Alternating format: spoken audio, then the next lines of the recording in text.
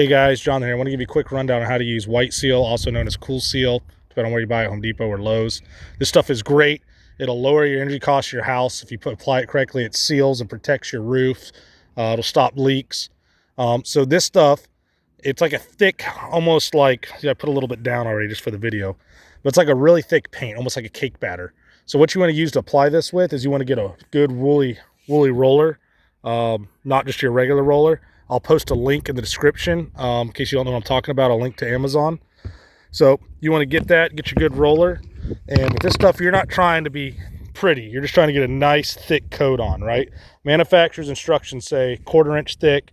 If you're going to use a roller, if you're not, it takes normally 2 coats with normally about 24 hours of dry time. I have done it in 1 coat, but I just had to go real slow and real thorough and keep dipping my brush in. So you're going to make sure you get your roller good and covered and get out here, put a nice thickness on. You see that right down there, how thick that is?